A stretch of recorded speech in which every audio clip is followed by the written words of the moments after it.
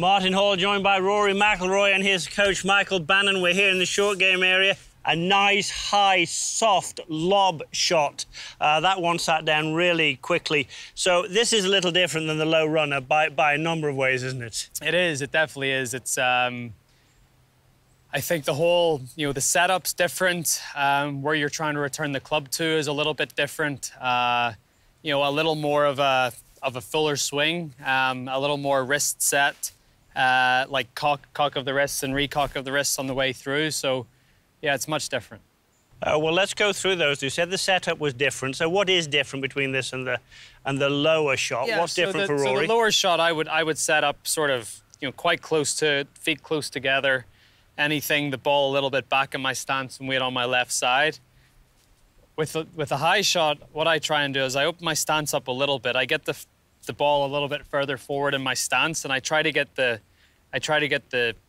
shaft angle more vertical, straight up and down, not maybe as much of a forward lean. And then all I'm trying to do is, I'll open the face and try and return the golf club back to this position it was at address. Yeah, that was extremely good. Michael, Yeah, that was extremely good. Michael, what sort of things do you look for and help Rory with? Not that he ever needs very much help with this part of the game. It's just checking all the positions there, making sure that the setup position is that little bit more forward, his left foot's angled out, and that the shaft is 90 degrees. And that then when he does that and he's the face open, he has to use the bounce, making sure the bounce and the club releases below the ball to create that height. Yeah, so probably with the lower shot, maybe the weight favours the front foot a bit. Where would you feel the weight is here, Michael, for Rory?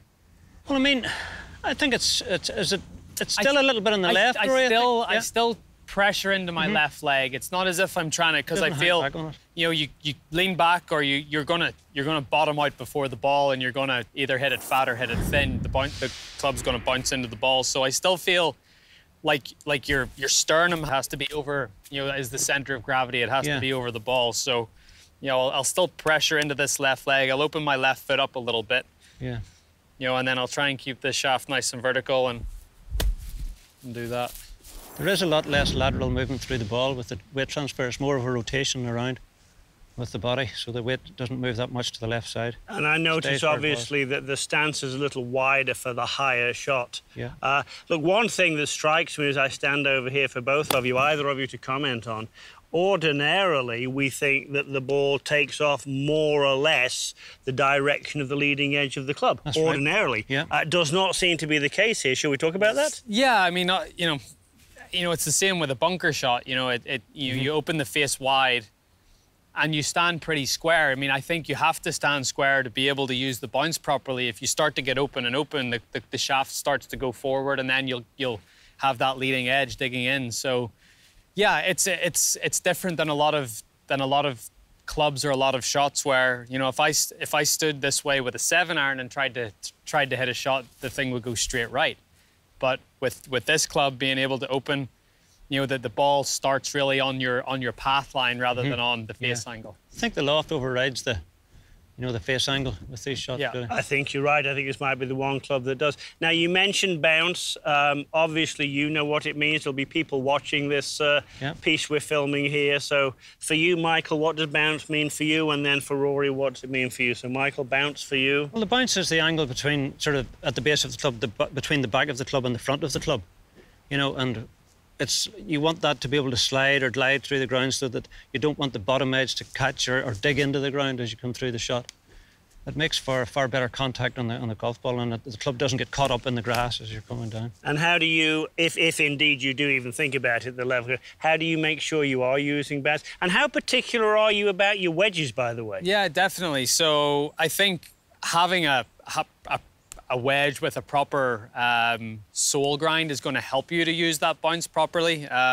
So if you look at the sole of my wedge, it's got a dual sole, so it's got this little bit of camber, going towards the leading edge, but then there's this back edge, and that's the edge that I'm trying to use when I open the club up, because the last thing I want to do is use this leading edge and have it dig in and the ball go nowhere. So.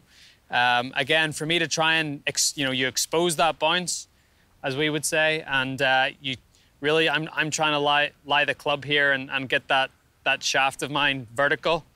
And then from there, all I'm trying to do is, if I try to return this club back to where it was at address, I'll be able to use the bounce and get a good strike on it. You certainly have the look almost as if you're throwing the club head. Would you feel any right hand throwing there? Definitely, but it's not right hand like you would feel in the golf swing where it's this. It's more it's underneath. It's sort of throwing it underneath the golf ball. Rory, that was absolutely wonderful, of course. I don't think you're capable of doing anything that isn't. So look, the takeaway there at home, you have to practice your short game a lot. You certainly do, yeah, an awful lot. And you have to have good technique. You do. There it is.